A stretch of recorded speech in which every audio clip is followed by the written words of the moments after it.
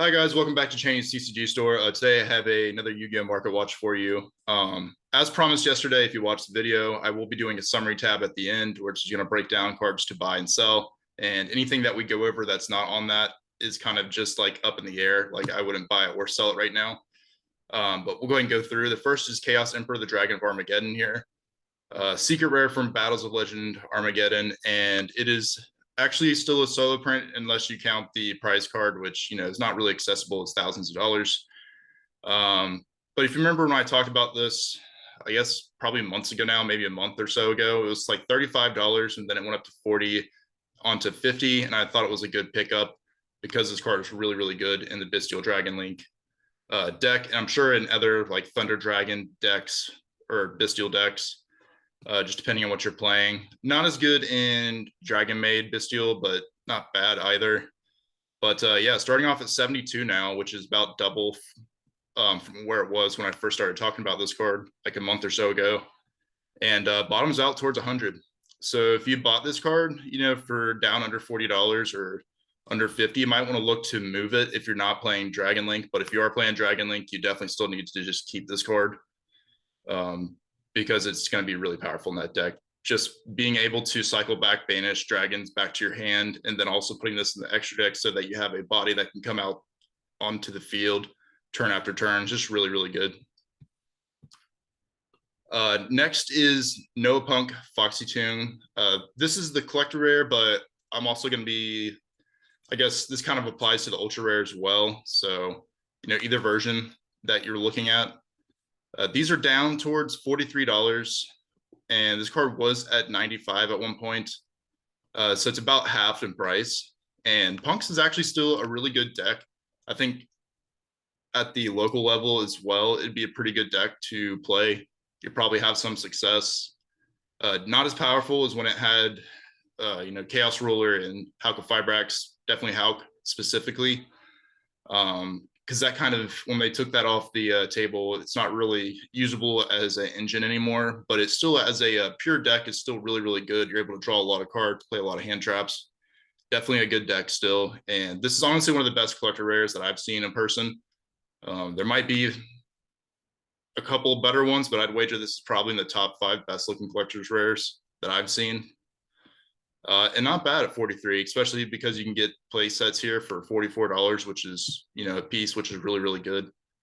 So if you want to invest in this card, I think now is a pretty good time to do so. The ultra rares are down near like $10 to $12 as well. So if you just want to play the deck, it's a lot more affordable now. Next is Chaos Space. So I kind of just wanted to check in on this card because I talked about it a while ago when it was like $10 or $11. To pick up because it is going to be very powerful in a couple of different dragon strategies, this format. I think namely over this last weekend at the YCS, this card was seen play in the Dragonlink Bestial that topped and the Thunder Dragon Bestial that topped. And lowest is 15 for one copy, and then it's to 17 and quickly goes back up to 18. I think it was $22 at one point this weekend, but it looks like it's calmed down a little bit. But if you wanted to offload these, you can. I would offload them above $15 though, just because if you bought them for $10, $11, selling them at 15 is not great. It's not bad. You'll definitely get your money back and a little something, but it's not like you're going to get a bunch of dollars back on it. But if you can sell them for like $17, $18, that's pretty good. But if you're going to play Dragonlink, of course you're going to need this card, so I wouldn't get rid of it. Ash Blossom and Joyous Spring from the 2022 Tendon Fair of the Pharaoh's Gods. This is the version I would be picking up of Ash Blossom right now. And honestly, I didn't think Ash Blossom would be very good this format. I thought high impact hand traps would be really good. But from what I saw in the YCS over the weekend, whenever Ash Blossom did come up, it was pretty strong. So definitely not a bad card to, still main deck or have in your side, just depending on what you're playing against. But these went from about $18 down to $12, which I think is a steal for this card. And it actually has been affecting the secret rare price. If you look at the secret rares now, it's like $40 for near mint unlimited. And lightly played first editions are in the 60s range, 65, 67, something like that. And the first editions are, in the low 80s, maybe even coming down to the 70s now. But if you were wanting to get the original prints, I would still wait on those. I do think those might come down some more. Just because when you really think about it, this version looks, it's not quite as nice looking, I don't think, but it still looks really, really good. And being like 1/6 of the cost, it's definitely worth it just to pick these up. I mean, because to me personally, I would rather have 6 copies of this than have 1 copy of the original print. Even though I really want the original prints, but I probably will wait on those and see where the price goes. But no matter what, I'll be happy with these, and I think these will go up over time, like for a fact. Ash Blossom always just does really well over time, and out of all the cards, I think this is probably like one of the few cards in Yu-Gi-Oh where every player absolutely must own a playset, just because it is the most powerful generic card, or generically powerful card. There are, more powerful cards, but as far as like, can you play this in every deck? Yes, you can. Next is Ghost Mourner. Oh, I guess also before I move on, for the Ash Blossoms, like I think the commons are good as well, getting at $5, especially since you're able to pick up a bunch of them. The only thing I'm worried about with the common Ash Blossoms is that Konami might feel like they've already kind of cashed in on Ash Blossom, and they'll just start printing them in a bunch of structure decks just to sell them, which would obviously lower the price of the commons. But if they don't reprint it again for a while, the commons will go back up in price as well too. Ghost Mourner, I used to talk about this card a lot, like a few months back, and it's starting to catch back on now. But it had bottomed out towards like $10-11, which I picked up a couple of play sets.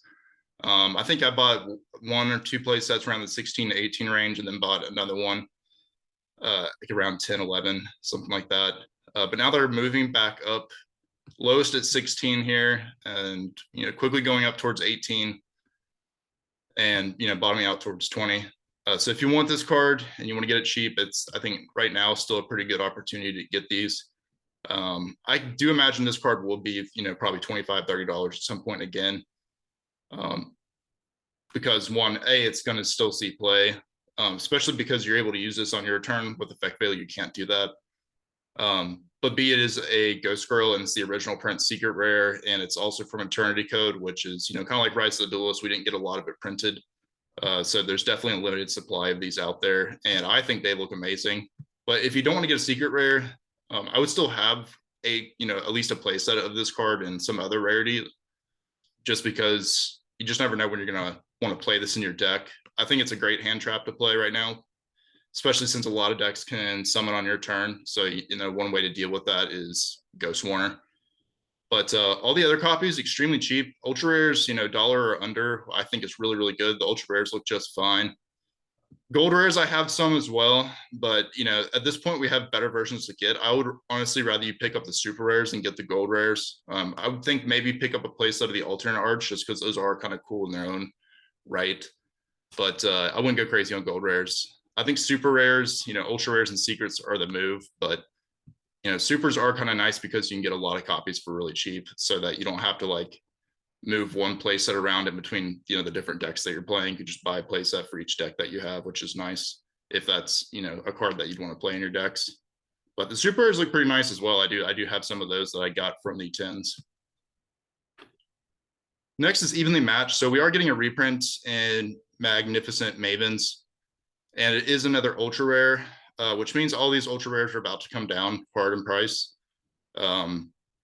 Maybe not super hard, but I'd imagine they'll probably come down to like the 13 to 15 range. So if you have these, I would just go ahead and sell them now and just pick up your copies when we get the reprint. I think actually Evenly Matched is pre-selling on some websites for like $7 to $8 for the ultra rares. So definitely worth it to try to get your $20+ out of each ultra rare copy. If you have the original print, you don't have to feel forced to sell that. Those are still low on listings. And the Mega 10s, it's up to you, really. If you want to sell your Mega 10 versions and just get a cheap version to play, there definitely will be some cheap ones available, especially from the newest reprint. But personally, I'm just going to hold on to, I guess, actually, you know what? I did sell 2 of my Mega 10 ones because I wasn't playing Evenly Matched, and I figured it would get reprinted sooner or later. And I think I sold them for like around $45. So I'm happy with that. I still have 1 copy left, though, because unfortunately the person bought 2 out of the 3 copies I had available. But that's okay. I'm happy with just keeping 1. And if these get cheaper, I'll come back and buy them again. Right now, the pre-sale for Mavens is $22. Definitely don't buy this. It's a ripoff. This is going to be way cheaper, at least cut in half. So don't worry about picking these up yet. See, there's only 3 listings. It's just not worth it. But with that said, evenly matched is incredibly good in this format. I saw it get a lot of success over the weekend at the YCS. So definitely make sure you have copies, but for the next week or two, you might just want to go ahead and sell them and then repick them back up. It's one of those situations where it's just worth doing, unless you just really don't want to be inconvenienced by it, but up to you. Next is Dragon Shrine from Legendary Collection Karibo. With the dragon decks that are running around right now, and with the Bestial package, this is basically a Foolish Burial that doesn't cost you anything, and it is at 3 copies. So it's just something to keep your eye on if you're wanting to play a dragon strategy. I played around with playing this. Just gives you some different applications, be able to send your Absoluter, or being able to send your Bestial Libellion or your Saronir if you're wanting to send your Regain to the grave. Just pretty good overall. I mean, Dragonlink, you have a lot of options of cards that you can send to the graveyard, which gives you a little bit of flexibility. But basically it says send 1 dragon monster from your deck to the graveyard. Then if that monster in your graveyard is a dragon normal monster, you can send 1 more dragon. But this isn't really applicable because most people aren't playing Blue Eyes, which is what this card is designed for. So basically you're just going to get that first effect, which is just send 1 dragon monster from your deck to the graveyard, which is really, really good. Basically gives you 4 copies of Foolish Burial in your deck if you want to play 1 Foolish Burial and 3 of these. Not that you would. Most people are going to be playing maybe 1 Foolish Burial, maybe 1 of these, but a lot of people aren't on any type of Foolish Burial at all, which you can definitely get away with. But from my testing, it definitely makes things a little bit more consistent because you can brick, but honestly, the deck's really consistent, so that doesn't happen too often. But it is an extender as well that can help you get around hand traps. And in some cases, if you don't face hand traps, it can just help you go like extra full combo, which is nice. But regardless, I still think it's a good card to just have as a secret rare. It's only got common reprints, and they're around 245, which I think is pretty fair. And going up to 250 for near mint, definitely worth looking at. Next is Gizmac Orochi. So if you remember, this card was bought out towards like the $30 range when I got rid of mine. And it does have ultra rare reprint, and it does have a common reprint. So there's definitely accessible versions if you just want to have a copy to play. You don't want to like invest into it like the highest rated version. But the secret rares are definitely back down now. $7 for unlimited here, and the first editions are starting off at $9.24 and bottoming out towards $9.44 for the near mint first edition, which I think is super fair. It's kind of what this card's been around for a while.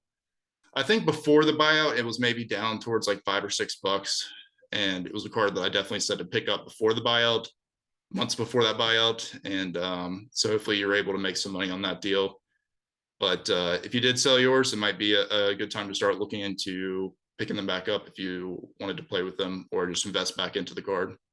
It's just a generic good card, honestly.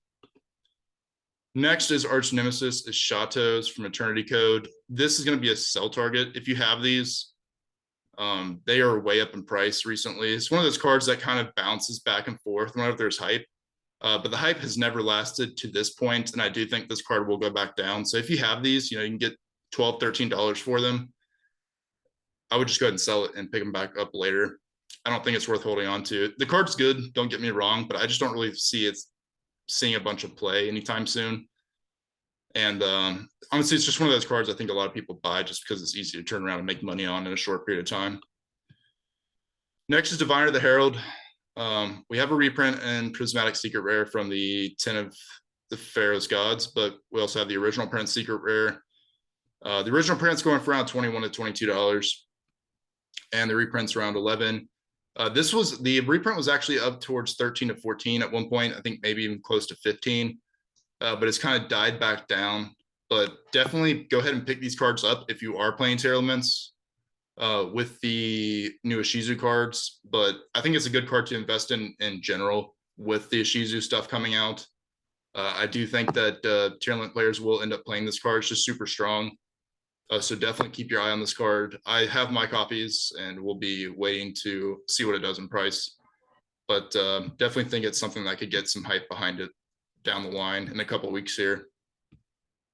Next is Ghost Bell and Haunted Mansion. I'm going to be specifically talking about the Prismatic Secret Rare. which is going for around $3 to $3.50, just depending. You have some bulk copies here available for like $3.38, which is pretty good. I do think this is going to be one of the better hand traps in this coming format, especially as we see more and more tier players. It's just a really good card to stop graveyard effects.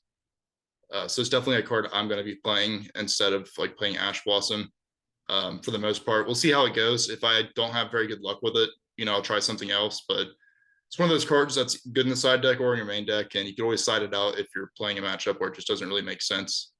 But getting a secret rare version of Ghost Bell for under $5 is just insane to me. Make sure you have the prismatic secret rares. I think it's going to be a pretty cool collectible item to have, or like series to have all the Ghost Scrolls and prismatic secret rare for the ones that they did reprint. I think it's Ghost Bow, Ghost Ogre, and Ash Blossom. I mean, that's just a really good looking page. So I think it will be sought after in the future for sure. As far as the other prices, you do have commons for under $1, which is not bad. Original prints still sticking up towards the 30 for the first editions. I wouldn't buy originals unless you're getting first editions. But at this point, like you can get around 10 of the reprint secret rares for the price of one original print. So do with that what you will. Ultras for $1.20, not too bad. But again, I would just stick with your secret rares, the reprint secret rares specifically. Next is Astral Karibo. So this is a card I've talked about a few times in the past, especially when this set came out. Always been around the 250 to 350 range. And I kind of figured this card would get bought out whenever we'd have like a good rank engine coming, which I think maybe this card is getting a little bit of hype for the level 7 engine, the Kasatri Law or something like that. I know it's cached here for the set we got, but I think the extra deck support's called something else. That's similar name, but not exactly the same. I can't remember right now, but basically you can reveal any number seized monster in your extra deck special summon this card from your hand for free. And if you do this card's level becomes that revealed monster's rank. So say if you're playing this in the rank 7 deck, just reveal a rank 7 number monster and special summon this from your hand, and it's rank 7. I mean, pretty dang good. What I'll say with this card is I would not be picking these up at $6 or $7 at this point. Definitely would be risky. Like it could end up being $10 to $12, but I just kind of don't think it will. We'll have to see. But if you did buy a bunch of these, like I did, back when the set came out when they were pretty cheap, you might want to look to offload a few, kind of protect yourself from the price falling back down, and maybe hold on to some, which is what I'll be doing, and then kind of seeing where the card goes. Because it could definitely go up from here, but it's a little bit more risky than it's worth to buy at this point at $7, but definitely worth to maybe sell a few copies if you've got multiple play sets. Next is Winged Acquittal from Brothers of Legend. Haven't thought about this card in a while. I remember when this card came out, I was really excited because I had just built the Lyrilisk deck pure. That's how I was going to play it anyways. Never actually got to go to a tournament because the deck was only viable for like maybe a month while I was like really in a really busy time. And then they limited the Recital Starling to 1, which basically killed the deck. But I don't think that means that the deck will be dead forever. I think there's potential for the Lyrilisk to get Recital Starling back to 3 at some point. We'll have to see. I think they could, especially since Simorg is gone, it doesn't really make sense why they still have Recital Starling limited. They never really gave the deck a chance to run, which definitely sucks. But there's always going to be Winged Beast archetypes. I mean, Flunderies is one of them. And as long as you control all Winged Beasts and you have at least 2 different names on the field, you can activate this card. You just pay 600 life points, draw 2 cards. It's essentially a Pot of Greed that only costs 600 life points. But of course, there's those very specific requirements. So it depends on what deck you're playing. But if you are playing a Winged Beast deck, like this card's insane. Just getting basically a free draw too. And right now these are going for around 30 cents a piece, and kind of coming up towards 60 cents, by the time you get into multiple copies. I would recommend having 2 or 3 play sets of this card just because it's so cheap and low risk at this point. And if Recital Starling does come back, this card will shoot back up towards $4 to $5 at least. So definitely worth taking a look at if you haven't already. Next is Starlight Seyfert. So I wanted to check in on this card because Dragonlink did do well over the weekend. Well, they did okay.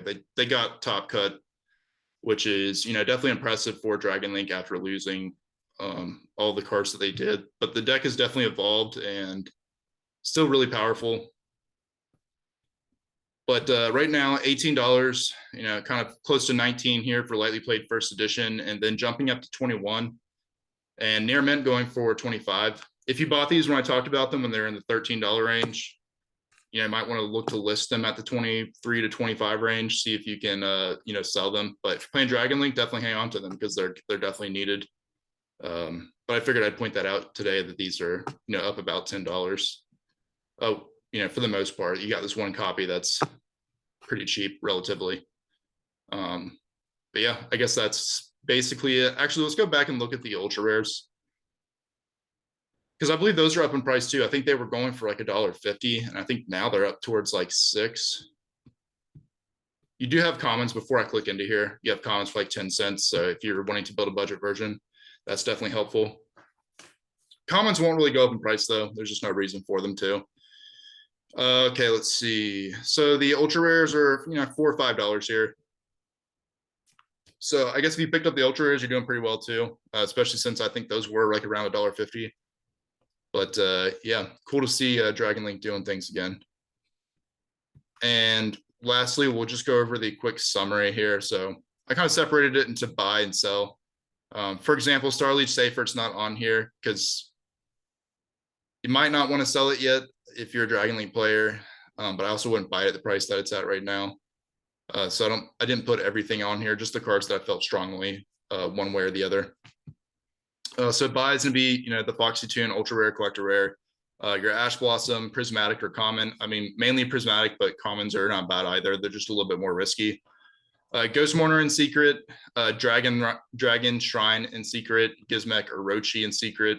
Also for the buy, Diviner the Herald, specifically the reprint, just because it's a little bit better priced. I think they'll probably both be similar in price if there is a buyout. Except for the original print will be a little bit more, but I do think that they'll be a little bit more neck and neck than they are now. I think the original print's maybe $8 to $9 more. But yeah, you can go for either version of that, as you know, whatever one that you want is fine. I think they'll both definitely go up in price. Ghost Spell Prismatic as well, and the Winged Acquittal for the final buy list card. For cards to sell, you know, Chaos Emperor, the Dragon of Armageddon, secret rare. If you are not playing it and you picked it up, I would just go ahead and sell it because you're going to make a lot of money on that card. But if you are playing it, obviously you can't get rid of it, so there's not much of an option there. Evenly matched, specifically the ultra rares, but you know, maybe the Megaton secret rares if you want. I don't know that those will fall too much. They might go to 25 again, but if you just really want them and you want to play them now, I'd understand if you just want to hold on to them. But specifically the ultra rares, those are probably going to fall a lot in value, so just be careful on that. Arch Nemesis is Shadows. You know, it's up to $15. Sell it, pick it up later for $4 or $5. That would be my advice. Astral Karibo is going to be the final copy. I have this at like quotations here, but don't sell all your copies if you have multiple play sets. You know, maybe just sell one play set. And if you only have one play set, I probably just wouldn't sell them. I would just hold them and see, because they do have potential to go up. And it's a collectible card, I think, at the end of the day. So it definitely has potential, you know, that way too long term. And who knows when we'll get a reprint of that card. It'll probably be a while. I just don't know where they'd really stick it. And they'll probably wait till it's worth some money because it's supposed to be one of the better cards in the set before they ever try to cash in on a reprint. It doesn't really make sense to reprint a card that's only $5 or $6 at this point. But that's going to be all for today. Let me know if you have any questions or any card suggestions that you want me to take a look at. But I appreciate y'all watching, and I'll see you in the next one. Bye.